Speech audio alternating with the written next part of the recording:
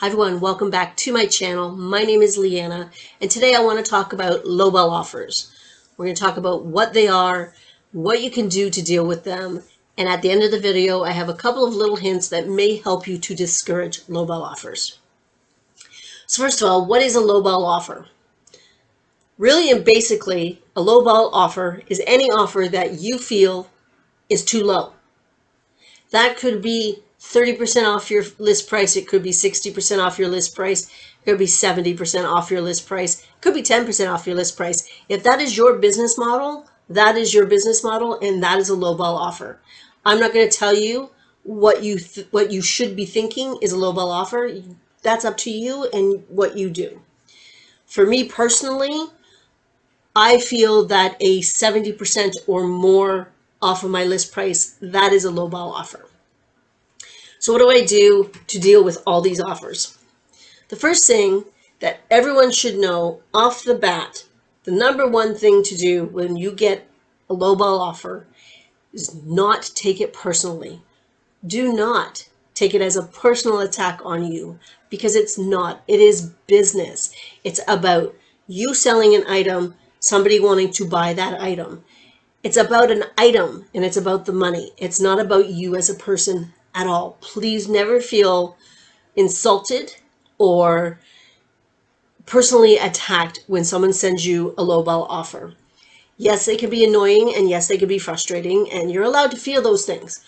Just don't take it personally, because it's not personal.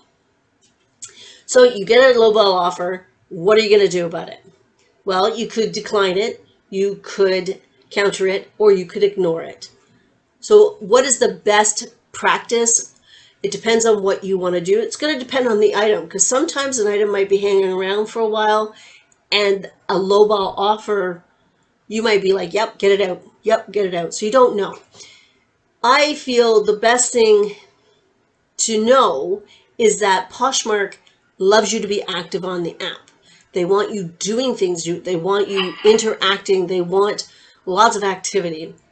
So when you decline an offer, you stop that transaction, and even though you are doing something, you are engaging in that offer, it's one little thing and it's not a lot of activity.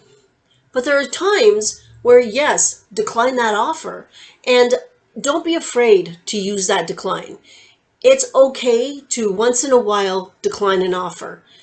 I know there's rumors around that if you decline an offer, it's going to ruin the magical formula that is Poshmark. And I'm going to call BS on that. You can decline once in a while and you'll be fine.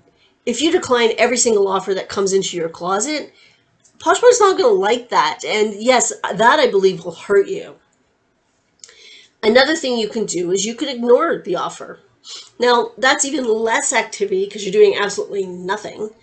But if that item has other likers, that active offer will trigger the notification to those other likers to say, hey, there's an offer on this item that you liked. You better hurry up or you're going to miss out.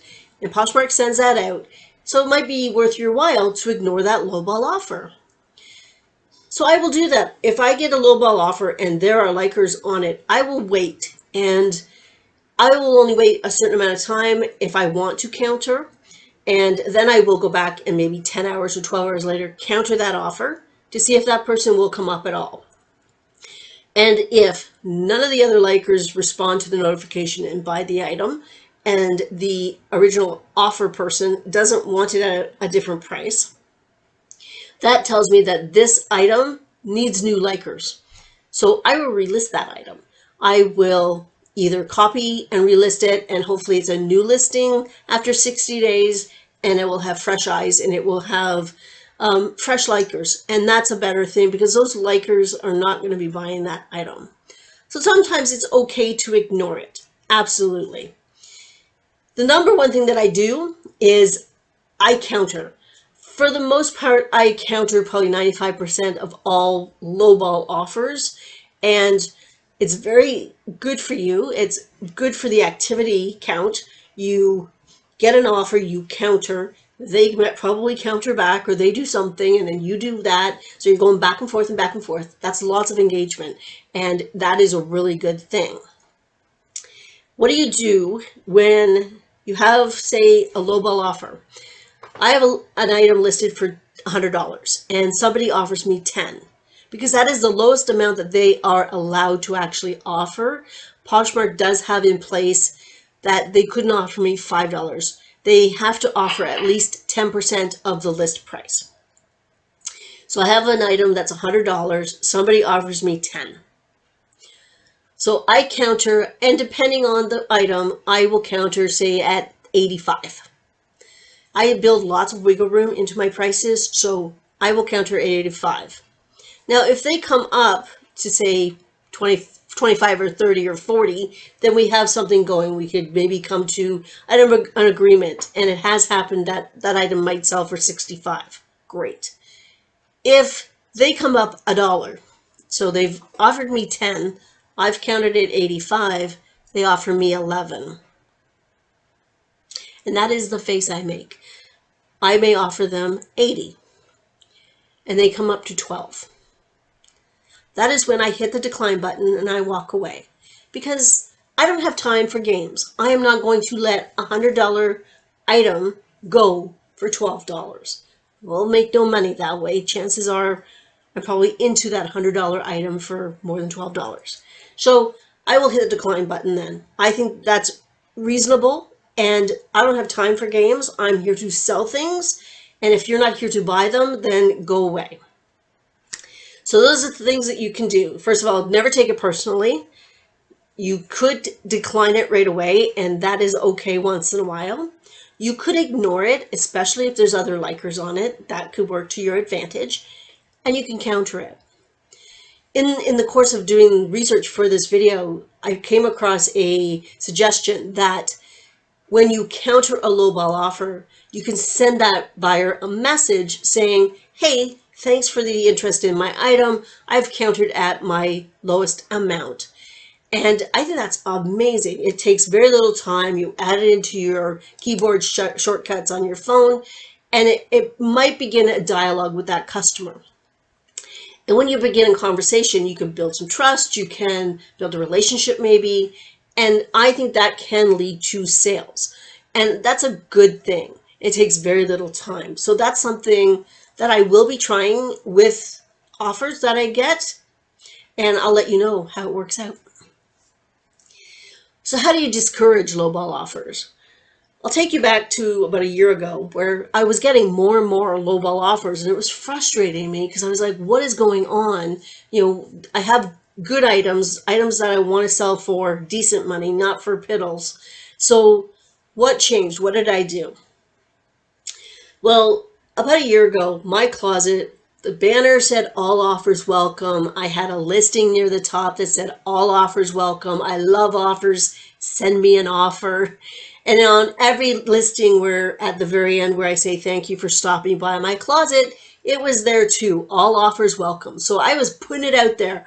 All offers welcome. You know, send me offers. So when you encourage offers, you encourage all offers, especially when I was saying all offers welcome. So I was getting all offers, and what I did is I took all that away. I stopped reminding buyers that they could offer. I want my buyers to buy it now. I don't want them to offer. Therefore, I'm not going to remind them, and I'm not going to encourage them to offer. I'm going to encourage them to buy. This and this alone has probably decreased my lowball offers by 75%, because I very seldom get something so low that I have to shake my head. Still happens once in a while, but it doesn't happen nearly as often. So if you have all those tiles in your closet, or if you're always saying, hey, send me an offer, or whatever it is you are, stop. Because it will help. Stop devaluing your items, and hopefully that will trigger people to not send lowball offers. I know it worked for me. Another thing that worked for me is I stopped having sales. So I would run maybe a 2 for $20 sale or a 3 for $30. And these work to a certain degree because it helps, moves stale inventory, and it does help. I wasn't having great success because for some reason people didn't know that they had to bundle 2 of these items, put it in a bundle, and I would send them an offer. It was too much for their brains, if you know what I mean. People like it simple. So I was finding that with a 2 for $20 sale, they would take that item that was listed 2 for $20 and they would offer me $10. And I don't want to sell something for $10. It only earns me $6.05. Then I have my cost of goods and my cost of packaging. If you bundled 2, my sale price would be $20, and that would earn me approximately $16, which is $8 an item. So there's a little more profit there, and even packaging wouldn't be that much more, if any, at all. So I stopped having those sales. They did not work for me. If they work for you, that's great. Tell me your secret, because there are some, I have some inventory I would like to move, and I'm having issues with it. What I do now is I take advantage of the My Shoppers, where you can send your past shoppers a message.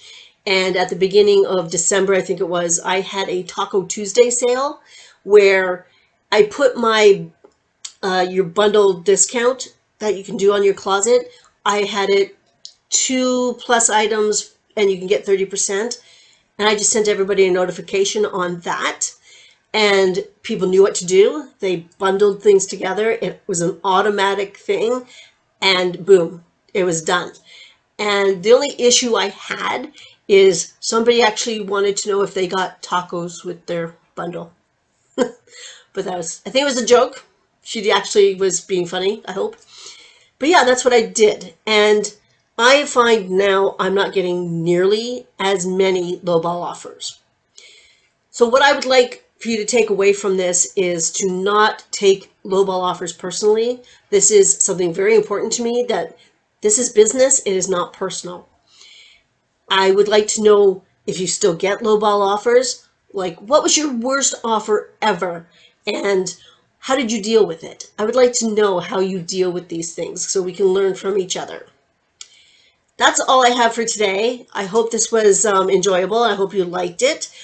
If you did, give me a thumbs up and let me know in the comments below. Anything. Just tell me to have a nice day. That'd be fabulous. Until next time, everybody have a good week. Bye.